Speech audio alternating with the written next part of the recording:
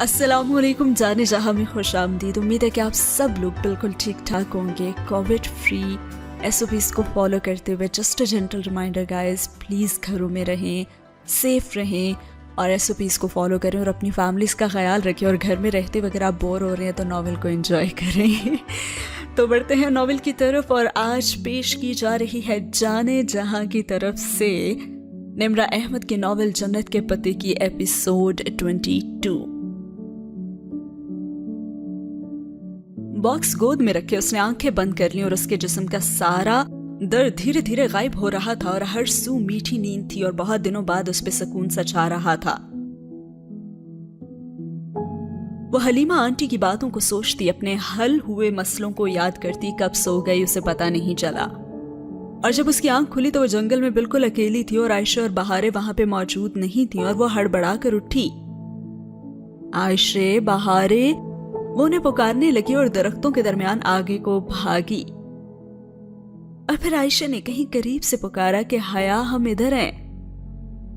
वो आवाज का ताकुब करती उस घने झुंड तक आई तो देखा कि आयशा उन दरख्तों के पास कुल्हाड़ा पकड़े खड़ी थी और साथ बहारे भी जमीन पे बैठी थी। कटा तना साथ ही रखा हुआ था।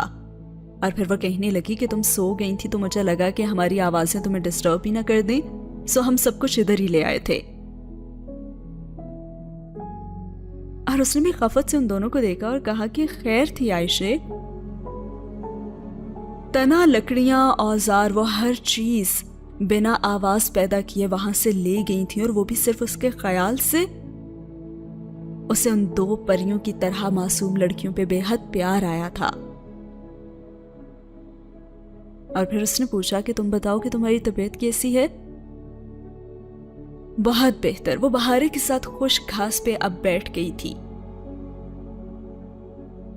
बहारे की गोद में सफेद फूलों की लड़ी रखी थी और वो दोनों हाथों में एक मोटी सब्ज टहनी पकड़े उसके दोनों सिरे मिलाकर उनको बांध रही थी, यूं कि वो एक गोल और सब्ज सा रिंग बन गया था। तुम क्या कर रही हो? हया ने बहारे से पूछा। तुम्हारा गिफ्ट बना रही हूं। अच्छा, तुम्हें पहेली समझ में आई? हाँ, फौरन ही आ गई थी, बहुत आसान थी। और कम से कम उसके लिए उसे किसी फिलोसोफर के गधों और कुत्तों वाले अकवाले ज़रीन तो नहीं पढ़ने पड़े थे ना। आयशा की भी समझ में आ गई थी, लेकिन ये मुझे नहीं बताती।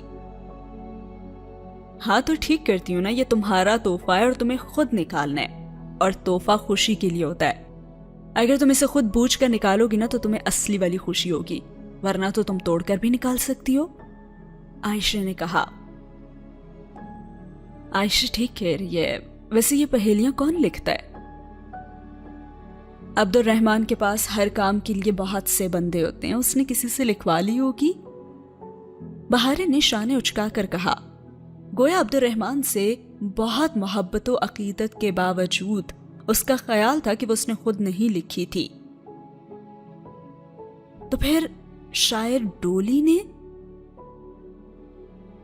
अब बहारे बहुत महारत से सफेद फूलों की लड़ी को सब्ज टहनी पर लपेट रही थी, यहां तक कि सब्ज रंग एक सफेद फूलदार हल्के में तब्दील हो गया। तो उसने दोनों हाथों से वो ताज हया के सर पे रखा और कहा, बहारे गुल और आयशा गुल की तरफ से। और उसके अंदाज पे काम करती हुई आयशा ने मुस्कुरा कर देखा। बहारे गुल और आयशा गुल का बहुत शुक्रिया। उसने मुस्कुराते हुए सर पे पहने ताज को छुआ। मरी में ऐसे ताज बाकसरत मिलते थे, मगर इनमें से कोई भी ताज इतना खूबसूरत ना था और कोई भी ताज इतना खूबसूरत हो भी नहीं सकता था। बहारे अब पजल बॉक्स और सुई धागा एहतियात से अपनी गुलाबी जंबील में रखकर आयशा के साथ काम करवाने लगी थी। उसने भी उठना चाहा, लेकिन आयशा ने उसे रोक दिया। तुम मेहमान हो और तुम्हारी तबीयत भी ठीक नहीं है, जब ठीक हो जाएगी ना तो करवा लेना। और फिर काम खत्म होने के बाद बहारे ने चटाई बिछाई और बड़ी बास्केट से पानी की बोतल निकालकर हया और आयशा के हाथ धुलाए। फिर लंच बॉक्सेस खोल खोल कर चटाई पे रखने लगी। ये तली हुई मछली है, ये सलाद है और ये मुर्गाबी का सालन है। खाना अभी तक गर्म था और उसकी खुशबू बहुत इश्तहा अंगेज थी। اسے یاد تھا کہ شروع میں وہ اور ڈیجے ترک کھانے سے کتنی متنفر ہو گئی تھی، مگر چند ہی روز بعد ان کو ترک کھانے سے اچھا کھانا تو کوئی لگتا ہی نہیں تھا۔ یوں سنسان جنگل میں درختوں کے بیچ زمین پہ بیٹھے ٹھنڈی سی دوپہر میں وہ اس کا پہلا کھانا تھا، اور استنبول کی چہل پہل اور ہنگامہ خیز زندگی سے دور ایک تنہا جزیرے پہ جہاں وہ خود کو فطرت سے زیادہ قریب محسوس کر رہی تھی۔ اب کھانا کھا کر چیزیں سمیٹ کر وہ لکڑیوں کے چھوٹے چھوٹے گٹھے سروں پہ اٹھائے ڈھلان سے اتر کر واپس بگی تک آ گئیں۔ عائشہ نے ساری لکڑیاں اور اوزار صندوق میں رکھے اور پھر وہ بگی کو وہیں چھوڑ کر دوسری سمت چل دی۔ اس نے نہیں پوچھا تھا کہ اب وہ کدھر جا رہے ہیں، اور وہ خود کو ان دونوں بہنوں کے رحم و کرم پہ تو پہلے ہی چھوڑ چکی تھی۔ اور پھر عائشہ خود ہی اسے بتانے لگی، اب ہم ساحل کی طرف جا رہے ہیں۔ لیکن فائدہ کوئی نہیں ہے۔ اس کے ساتھ چلتے بہارے نے ذرا خفگی سے سرگوشی کی۔ وہ جو دونوں پہلوؤں سے میکسی ذرا اٹھا کر چل رہی تھی ذرا چونکی اور اسے پوچھنے لگی، وہ کیوں؟ ہم سمندر پہ سیپ چننے جا رہے ہیں لیکن کوئی فائدہ نہیں ہے۔ میرے تو کسی بھی سیپ سے موتی نہیں نکلتا اور عائشہ کے تو ہر سیپ سے موتی نکل آتا ہے۔ اچھا وہ کیوں؟ عبد الرحمن کہتا ہے کہ عائشہ کی سیپ سے موتی اس لیے نکلتے ہیں کیونکہ وہ ہمیشہ سچ بولتی ہے۔ نہیں، یہ کوئی پیمانہ نہیں ہے۔ بہارے کی سیپ سے موتی اس لیے نہیں نکلتے کیونکہ بہارے ہمیشہ اللہ سے برا گمان رکھتی ہے۔ جس دن بہارے اچھا گمان رکھے گی اس دن موتی نکل آئیں گے، اور ایک دفعہ تو موتی نکلا بھی تھا۔ آگے چلتی عائشہ نے گردن موڑے بغیر اس سے کہا، اور اس کی آخری بات پہ تو حیا نے سوالیہ نظروں سے بہارے کو دیکھا تو اس نے اس بات میں گردن ہلا دی۔ بس ایک ہی دفعہ موتی نکلا تھا، سفید موتی، اور وہ بہت خوبصورت تھا، اور وہ میں نے عبد الرحمن کو گفٹ کر دیا۔ وہ اس کا کیا کرے گا؟ تم اپنے پاس رکھتی نا۔ اور جواباً بہارے نے ملال بھری تم نہیں سمجھ سکتی والی نظروں سے اسے دیکھا اور سر جھٹک دیا۔ ساحل کا یہ حصہ قدرے سنسان پڑا تھا اور نیلے سمندر کی لہریں امڑ امڑ کر پتھروں سے سر پٹکتی اور واپس لوٹ جاتی۔ ساحل کی ریت گیلی تھی اور اس پہ قطار میں بہت سے پتھر پڑے تھے۔ کراچی کا ساحل ریت والا ہوتا تھا لیکن یہ ساحل پتھروں والا تھا۔ وہ چیزیں محفوظ جگہ پہ رکھ کر جوتے اتار کر ننگے پاؤں چلتی پانی میں آ کھڑی ہوئیں۔ ادھر سمندر اکثر سیپ ڈال دیتا ہے مگر روز نے۔ عائشہ پاؤں بھر پانی میں چلتی کہہ رہی تھی اور لہریں امڑ امڑ کر آتی اس سے ٹکراتی اور اسے گھٹنوں تک بھگو کر واپس چلی جاتی، اور پھر وہ تینوں ایک دوسرے سے فاصلے پہ کھڑی اپنی اپنی ٹوکریاں اٹھائے سیپ ڈھونڈ رہی تھیں۔ پانی یک بستا تھا اور ہوا سرد تھی۔ اس نے پلٹ کر دیکھا تو عائشہ اور بہارے ریت سے سیپ اٹھا اٹھا کر اپنی ٹوکریوں میں بھر رہی تھی، لیکن اسے اپنے پاس کوئی بھی سیپ نظر نہیں آیا تھا، اور وہ متلاشی نگاہوں سے پانی کی تہ تلے جھلکتی ریت کو دیکھتی ہوئی آگے بڑھ رہی تھی۔ تبھی ایک تیز لہر آئی تو وہ لڑکھڑا کر پھسلی اور کمر کے بل ریت پہ جا گری۔ صد شکر کے پتھروں کا ساحل چند قدم دور تھا اور لہر واپس پلٹ گئی اور وہ ریت پہ گری پڑی تھی، مکمل طور پر بھیگی ہوئی، اور اس کی چوٹی بھی بھیگ گئی تھی اور ریت کے ذرے سفید بالوں پہ جا بجا لگے تھے۔ وہ درد سے دکھی کمر کو سہلاتی بامشکل اٹھ کر کھڑی ہوئی۔ عائشہ اور بہارے نے اسے گرتے دیکھا اور نہ ہی اٹھتے ہوئے۔ اس نے بھی واویلا نہیں مچایا تھا۔ پانی کا درد آگ کے درد سے تو کم ہی ہوتا ہے، اور وہ برداشت کر گئی، لیکن اسے گرانے والی لہر اس کے قدموں میں ایک سیپ ڈال گئی تھی۔ اس نے جھک کر سیپ اٹھا لی اور وہ ایک شامی کباب کے سائز جتنا تھا اور اس کا خول سفید، سرمئی اور گلابی رنگوں سے بنا تھا۔ او تم تو بھیگ گئیں، ٹھہرو یہ والی شال لے لو تم۔ پتھروں کے پار چٹائی پر بیٹھے ہوئے عائشہ نے فکر مندی سے اسے دیکھا اور ایک شال ٹوکری سے نکال کر دی جو اس نے شانوں کے گرد لپیٹ لی۔ चलो अब ये सीप खोलते हैं। वो तीनों तकोन की सूरत में बैठी थी और अपनी अपनी टोकरियां अपने सामने रखी थी। आयशा ने बड़े से चिपटे ब्लेड वाला छुरा उठाया और अपनी एक सीप निकालकर फिर उसके खौल को दोनों हिस्सों के दरमियानी दर्ज में रखकर बिस्मिल्लाह पढ़ते हुए सीधा सीधा छुरा चला दिया। चटकने की जरा सी आवाज आई और आयशा ने छुरा एक तरफ रखा और दोनों हाथों से सीप के खौल को यूं खोला जैसे कोई किताब खोलते हैं।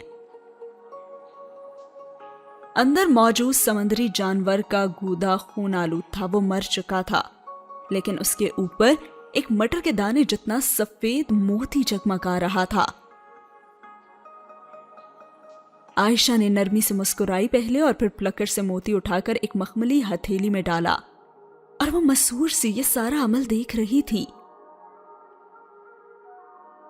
बहारे अलबताल थी पालती मारे बैठे, हथेलियों पे चेहरा गिराए और मुंह बसोरते हुए आयशा को देख रही थी। और आयशा ने एक के बाद एक अपने 7 सीप खोले और सब में से मोती निकले और ये 7 मोती उसकी मखमली थैली में जमा हो चुके थे। फिर उसने छुरा बहारे की तरफ बढ़ाया और उससे कहा, अब तुम खोलो। और बहारे ने बेदिली से छुरा पकड़ा और एक एक करके अपने 5 सीप खोले, लेकिन उनमें से एक में भी मोती नहीं था। कोई बात नहीं, 7 तो निकल आया ना, ये भी तुम्हारे हैं। आयशा ने नरमी से उसका गाल थपथपाया और वह खफा खफा सी बैठी रही। अब हया ने छुरा पकड़ा और सीप के दोनों हिस्सों की दर्ज में रखा और फिर दिल मजबूत करके छुरा चलाया। लम्हे भर को तो उसे यूं लगा जैसे उसने किसी नर्म से गोश्त को काट दिया हो। अब बहारे और आयशे मुंतजिर सी उसे ही देख रही थी। उसने भी सीप के दोनों हिस्सों को पकड़े रखा और किसी किताब की तरह से उसने भी खोला जैसे आयशे ने खोला था। लेकिन समुद्री जानवर के खून आलूद लौथड़े के सिवा सीप में कुछ भी नहीं था और वो मोती से खाली था। उसने बहारे की सी बेदिली से सीप एक तरफ डाल दी। तुम दोनों ने ना पहले से ही सोच लिया था कि तुम्हारा मोती नहीं निकलेगा। कल से तुम अच्छा गुमान के साथ सीप चुनोगी ना तो निकल आएगा। आयशा ने बेबसी से उन्हें देखकर कहा और वो दोनों यूं ही खफा खफा सी बैठी रही क्योंकि उनके सीप में से मोती नहीं निकला था। और साथ हुआ यहाँ पे ये सीन खत्म।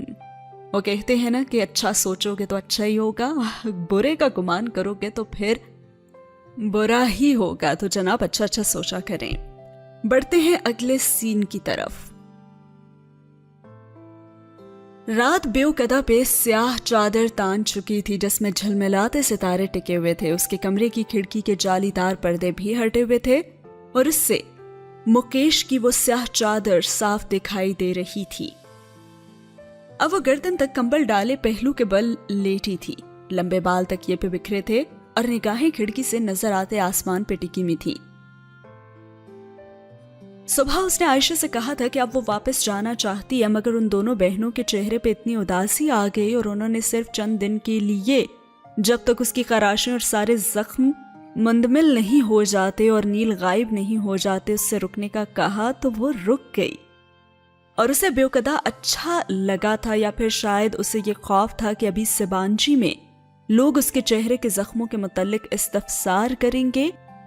वो उसी पुरफिजा मकाम पे मुकम्मल सेहतमंद होकर पहले जैसा चेहरा लेकर वापस अब पलटना चाहती थी। और फिर बेवकदा भी तो उसे खींचता था ना अपनी तरफ। उस सफेद महल में कोई मकनातीसी कशिश थी और उन बहनों का खलूस था जो उसे बांधे रख रहा था। वो घर आयशा गुल का था और यही वो दिल से सारे बोझ उतार देने वाला एहसास था जिसके बाइस वो इधर रुक गई थी। और सिबांजी से आज का स्प्रिंग ब्रेक की छुट्टियां थीं और ब्रेक खत्म होने तक वो इधर रह सकती थी। अभी वापस जाना, दूसरों को अपने बारे में मशकूक करना होगा। चेहरे के जख्म भरने में अभी वक्त था और दिल के पता नहीं कब भर पाएंगे। एक लम्हे के लिए उसने अपने दिल को टटोला और कहीं वो उस घर में इसलिए तो नहीं रुक गई कि उसका ताल्लुक अब्दुल रहमान पाशा से है, मगर नहीं, उसके दिल में तो जहान सिकंदर के अलावा किसी की भी गुंजाइश नहीं थी। हाँ ठीक है कि पाशा ने उस पर बहुत बड़ा एहसान किया था और वो उसकी ममनून भी थी, मगर उसके दिल में पाशा के लिए कोई नरम गोशा नहीं था और हो भी नहीं सकता था।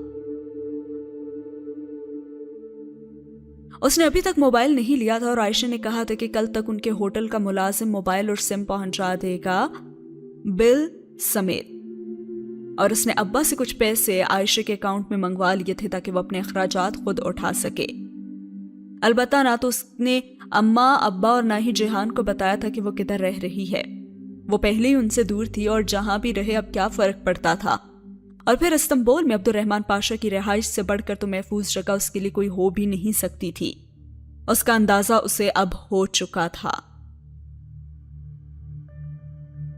लेकिन फिर उसे जिहान का ख्याल आया कि जिहान जाने वो कैसा होगा और इतने दिनों से उससे बात भी तो नहीं हुई। आखिरी दफा उसे तब देखा था जब वो उसे टॉक्सिम पे छोड़ने गया था। तब बुखार के बायस उसकी आंखें और नाक सुर्ख थी और पता नहीं उसका बुखार ठीक भी हुआ होगा या नहीं। वो उसे फोन करने का सोच कर उठी और बाहर आकर गोल चक्कर जीना उतरने लगी। आखिरी सीढ़ी पे उसके कदम जैसे सुस्ती पड़ गए। लिविंग रूम में अंगीठी दहक रही थी और उसके सामने आयशा गुल सोफे पे पांव ऊपर किए हुए बैठी थी। हया की जानिब पुश्त किए वो हाथों में कुरान पाक पकड़े पढ़ रही थी। धीमी खूबसूरत आवाज जो आयात के साथ ऊपर नीची हुई थी। और वो आयात पढ़ रही थी कौन सी?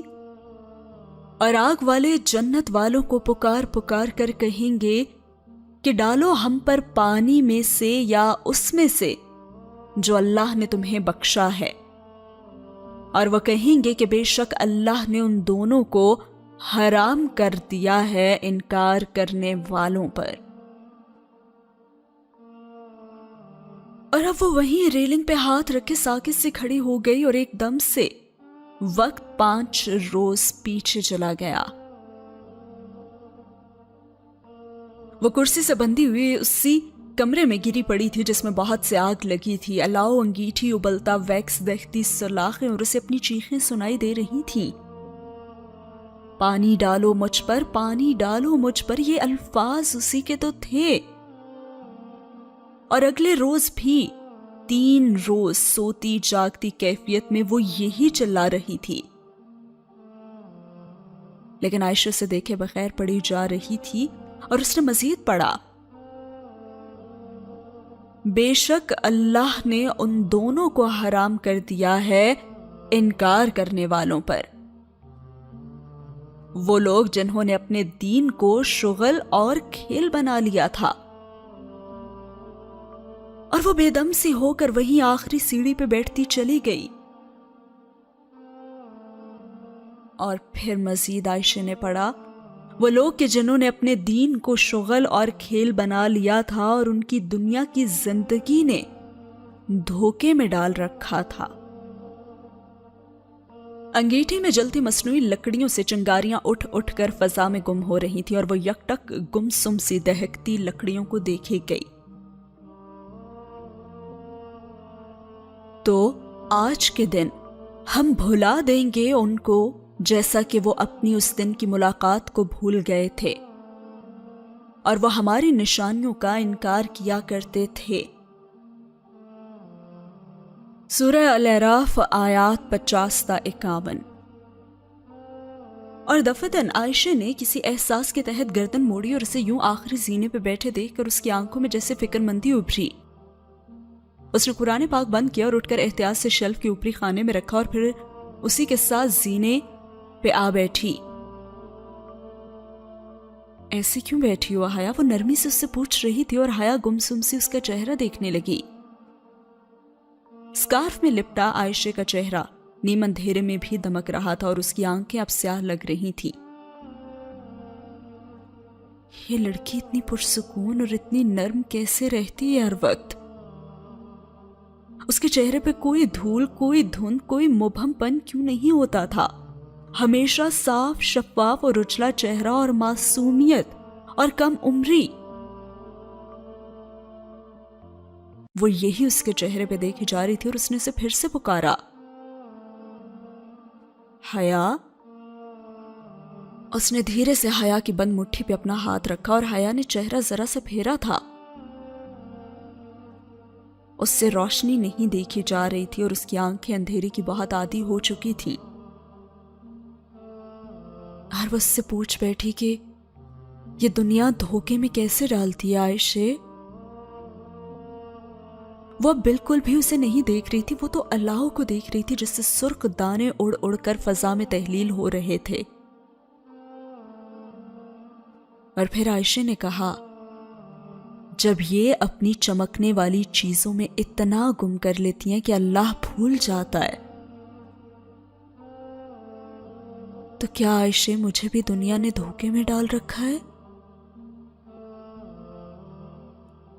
حیا پہلی دفعہ دھوکا انسان بھول پن میں کھاتا ہے، لیکن بار بار کھائے تو اس کا گناہ بن جاتا ہے، اور اگر کسی احساس ہونے کے بعد نہ کھائے تو اسے ایک بری یاد سمجھ کر بھول جانا چاہیے اور زندگی نئے سرے سے شروع کر دینی چاہیے۔ اور حیا اس کی طرف دیکھتے ہوئے کہنے لگی، نئے سرے سے؟ اسے یو ٹرن لینا آسان ہوتا ہے کیا؟ انسان کا تو دل چاہتا ہے کہ وہ خوبصورت لگے، خوبصورت لباس پہنے، تو کیا یہ بری بات ہے؟ اور اس کی آواز میں بے بسی آ چکی تھی، جیسے وہ کچھ سمجھ نہیں پا رہی تھی، اور کیا غلط تھا اور کیا صحیح، سب گڈمڈ ہی ہو رہا تھا۔ اور پھر عائشہ نے اسے جواب دیا، نہیں، اللہ تعالیٰ خوبصورت ہے اور خوبصورتی کو پسند کرتا ہے، یہ چیزیں زندگی کا حصہ ہونی چاہیے، مگر ان کو آپ کی پوری زندگی نہیں بننا چاہیے۔ انسان کو تو ان چیزوں سے اوپر ہونا چاہیے۔ کچھ لوگ میری طرح ہوتے ہیں جن کی زندگی لکڑی کے کھلونے بنانے، مچھلی پکڑنے اور سچے موتی چننے تک محدود ہوتی ہیں، اور کچھ لوگ بڑے مقاصد لے کر جیتے ہیں، پھر وہ چھوٹی چھوٹی باتوں کو لے کر پریشان نہیں ہوتے۔ اور حیا نے غیر ارادی طور پر ایک نگاہ اپنے کندھے پہ ڈالی جہاں آستین کے نیچے ہو لکھا تھا، اور پھر وہ عائشہ سے مخاطب ہوئی، اور جن کی زندگی میں بڑا مقصد نہ ہو تو وہ کیا کریں؟ وہی کریں جو میں کرتی ہوں، عبادت۔ ہم عبادت کے لیے پیدا کیے گئے ہیں نا، سو ہمیں اپنے ہر کام کو عبادت بنا لینا چاہیے۔ عبادت صرف روزہ، نوافل اور تسبیح کا نام نہیں ہوتا، بلکہ ہر انسان کا ٹیلنٹ بھی اس کی عبادت بن سکتا ہے۔ میں بہارے کے لیے پھولوں کے ہار اور آنے کے لیے کھانا بناتی ہوں، تو میری یہ صلہ رحمی میری عبادت ہے نا۔ میں پزل باکسز اور موتیوں کے ہار بیچتی ہوں، تو یہ میرا رزق تلاشنا، یہ بھی میری عبادت ہے۔ یہ چھوٹے چھوٹے کام کرتے کرتے انسان بڑے بڑے مقاصد پا لیتا ہے۔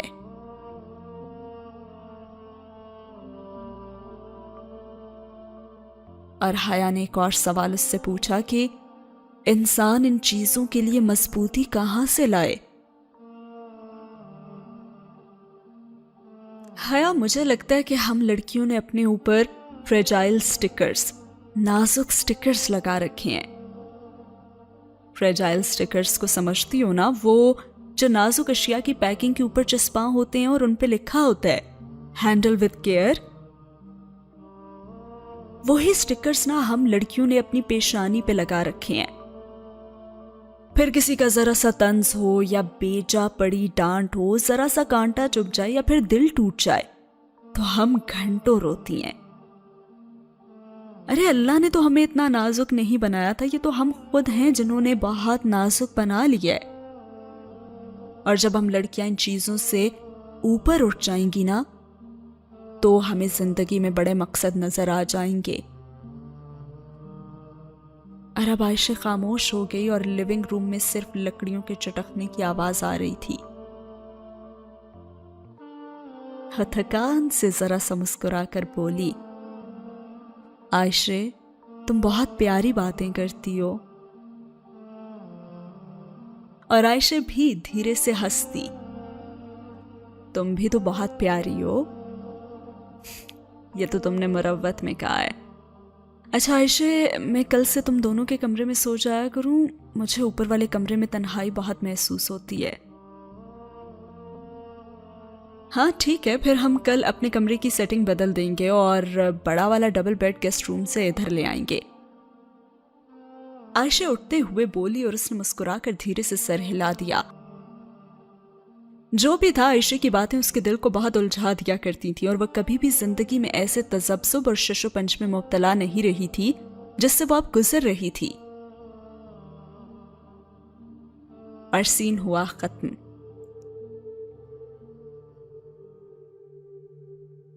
अगले रोज उसे मोबाइल तो होटल ग्रैंड, वो होटल जो बेकदा में AR पाशा का गढ़ समझा जाता था, उसके एक मुलाजिम ने सिम समेत ला दिया था। मगर बेड वो शिफ्ट ना कर सकी कि वो खुल नहीं रहा था और उन्होंने ये काम एक दिन के लिए मुलतवी कर दिया। सो रात को जब वो सोने लेटी तो ऊपर अपने कमरे में अकेली ही थी और आंखें बंद करती उसके जहन के पर्दों पे वही रात, दहकती सुलाखें और भड़कता अलाव छाने लगा और वो मुस्तरब से उठ बैठी।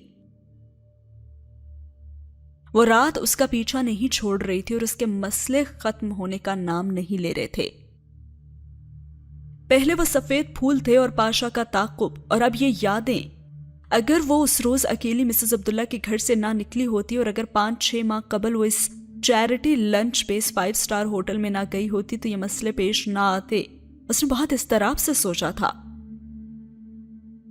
यकीनन पाशा उसी चैरिटी पे लंच पे मधु होगा और उसे इस सफेद महल में जगह जगह पाशा और आने की तस्वीर आवेजा नजर आई थी और अब तक तो उसे अब्दुर्रहमान पाशा की शक्ल हिफ्स हो चुकी थी।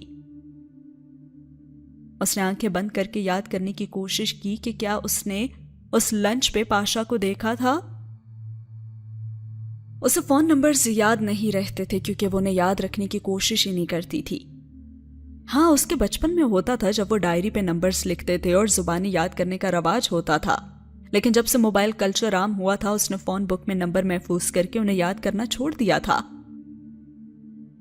अलबत्ता चेहरे, मनाजिर और छोटी छोटी जज़ियात और कपड़ों के डिजाइन और पूरी तफसील के साथ उसे याद रहा करते थे। और अब उसे याद नहीं आ रहा था कि उसने कभी पाशा को उस लंच पे देखा था। वहां बहुत से लोग थे और वो यकीनन वहां होगा, लेकिन हया की निगाह उस पे नहीं पड़ी थी, वरना पाशा की तस्वीर देखकर उसे वो चेहरा जाना पहचाना जरूर लगता। और उस लंच पे तो कोई ऐसी बात हुई भी नहीं थी जो मामूल से हटकर हो, सिवाय उस लड़की के जिसकी ट्रे में 4 कप थे।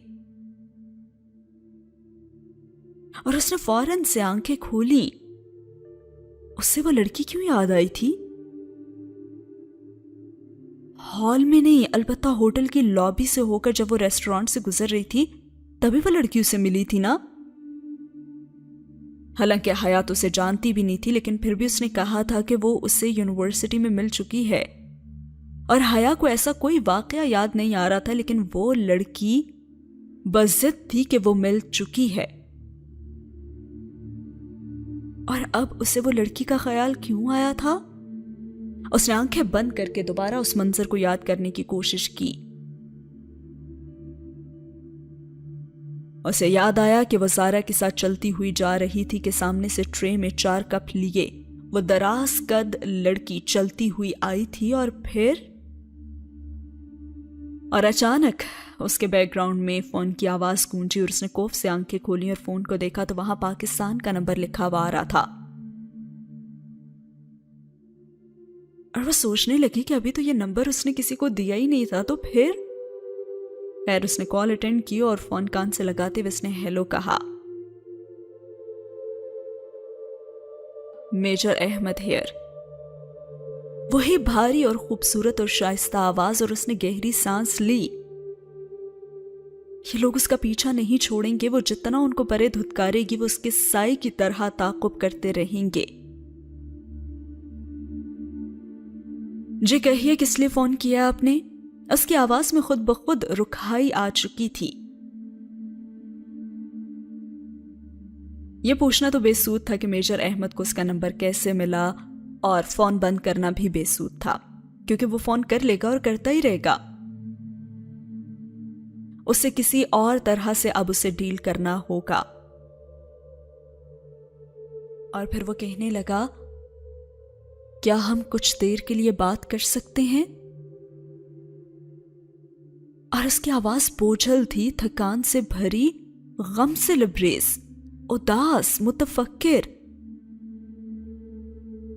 اور حیا نے لمحے بھر کو سوچا اور اس کا ذہن چند خیالات کو ترتیب دینے لگا تھا، اور پھر اس نے کہا، دیکھیں میجر احمد، اس نے سوچ سوچ کر کہنا شروع کیا،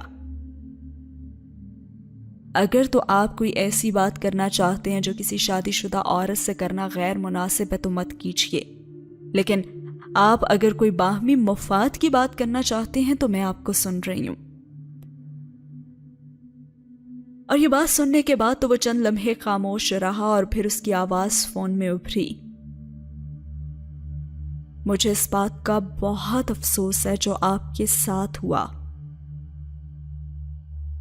اور وہ ایک دم بالکل ساکت ہو گئی۔ کیا اس کے اغوا کی خبر پھیل چکی تھی؟ تو کیا وہ سب راز نہیں رہا؟ ایک بوجھ سا اس کے دل پہ آن گرا تھا، اور اس نے فوراً کہا کہ فکر نہ کریں، پاکستان میں کسی کو علم نہیں ہوا۔ اور وہ اس کے لہجے پہ غور کرنے لگی کہ کیا یہ کوئی دھمکی تھی کہ وہ چاہے تو پاکستان میں سب کو علم ہو سکتا ہے؟ اس کے پاس یقیناً اس کی ویڈیو تھی، اور پاشا کے پاس اس کی بہت سی تصاویر، یعنی کہ بلیک میلرز۔ ابھی وہ ان سوچوں میں گم ہی تھی کہ میجر احمد نے اس سے کہا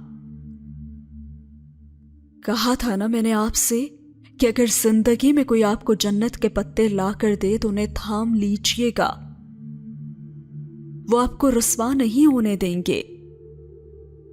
اور اس کی آواز میں دل کو چیرتا ہوا درد تھا۔ اور میں نے بھی آپ سے کہا تھا نا کہ ہم دنیا والوں نے جنتیں کہاں دیکھی ہیں؟ اور حیا کے جواب میں اس نے کہا، آپ نے میری بات نہیں مانی، مجھے اس واقعے نے جتنی تکلیف دی ہے شاید زندگی میں کسی اور شے نے اتنی تکلیف نہیں دی۔ اور حیا کو حیرت ہوئی، اور وہ کہنے لگی، میں اغوا ہوئی، ظلم میرے ساتھ ہوا ہے، تو آپ مجھے کیوں قصوروار ٹھہرا رہے ہیں؟ وہ ہر کسی کو اغوا نہیں کرتے، خوبصورت لڑکیوں کو کرتے ہیں۔ اچھا، اگر میں خوبصورت ہوں تو اس میں میرا کیا قصور ہے؟ وہ حیران نہیں ہو رہی تھی بلکہ وہ پوچھ رہی تھی۔ انہیں یہ پتا چلا کہ آپ خوبصورت ہیں، اس میں آپ کا ہی قصور ہے۔ اور وہ بھی طنز نہیں کر رہا تھا، بس مغموم انداز میں کہہ رہا تھا، اچھا تو کیا کروں اب ان سارے مسائل سے کیسے جان چھڑاؤں؟ اور پھر میجر احمد کہنے لگا، کون سا مسئلہ؟ مجھے بتائیں، آپ مجھے ہمیشہ اپنا خیر خواہ ہی چاہیں گی۔ وہ چند لمحے تو خاموش رہی، اور پھر ایک فیصلے پر آ پہنچی، اگر آپ کو کوئی بلیک میل کرنے لگے تو کیا کرنا چاہیے؟ بلیک میلر ایک بے نتھے بیل کی طرح ہوتا ہے حیا، آپ جتنا اس سے بھاگیں گی وہ آپ کا تعاقب کرے گا اور تھکا تھکا کر مار دے گا۔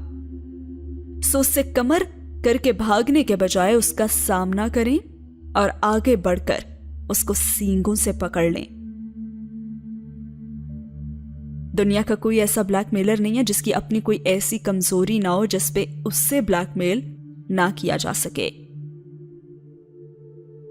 اور اس نے فوراً اس سے کہا، اچھا تو بتائیں کہ آپ کی کیا کمزوری ہے؟ اور پھر میجر احمد کہنے لگا، بہت سی ہیں، کمزوریاں پوچھی نہیں جاتی، تلاشی جاتی ہیں، لیکن میں بلیک میلر نہیں ہوں۔ اور اس نے بھی ذرا محسوس سے انداز میں سے جتایا کہ اگر مجھے آپ کی کمزوری تلاشنی ہوتی تو پوچھتی نہیں۔ اچھا یہ بتائیں کہ وہ پزل باکس مجھے کس نے بھیجا تھا؟ और अब वो जवाबन खामोश रहा। मेजर अहमद, मेरा ख्याल है कि अब हम ये डम गेम बंद कर दें और ये बात तस्लीम कर लें कि आप मुझसे एक ख्वाजा सरा बनकर मिलते रहे हैं। उसने पिंकी के बजाय ख्वाजा सरा कहना मुनासिब समझा और जवाबन उसने भी कहा, हाँ मैं तस्लीम करता हूं। अच्छा, अगर आप पिंकी थे तो डोली कौन था? ARP की मां ने बताया तो था आपको। क्या मैंने कभी डोली का असली चेहरा देखा है? नहीं, आप उसे नहीं जानती। लेकिन वो बॉक्स तो मुझे डोली ने भेजा है ना, लेकिन उसकी पहेली वो किसने लिखी थी? और कौन लिखता है ये पहेलियां? क्या आप लिखते हैं? और वो खामोश रहा और फिर हया उससे कहने लगी, मेजर साहब मुझे सच सच बता दें, वैसे तो मैं जानती हूं कि वो आप ही लिखते हैं। आप जैसे लोग मंजरे आम पे आने के बजाय पसे मंजर में बैठकर अकल की डोरें हिलाते रहते हैं। और फिर मेजर साहब ने जवाब दिया कि जी, वो मैं ही लिखता हूं। वो क्रीमी आई वाली पहेली भी आपने लिखी थी, बल्कि आपसे लिखवाई गई थी ना? जी, वो भी मैंने ही लिखी थी। वैसे पजल बॉक्स खोल लिया क्या आपने? उसने पहली दफा मेजर अहमद की आवाज में सरसरी सा तजस्सुस महसूस किया था। तो क्या उसकी कमजोरी उसके हाथ में आने वाली थी? जी हां, खोल लिया और मुझे वो मिल गया जो डोली मुझ तक पहुंचाना चाहता था।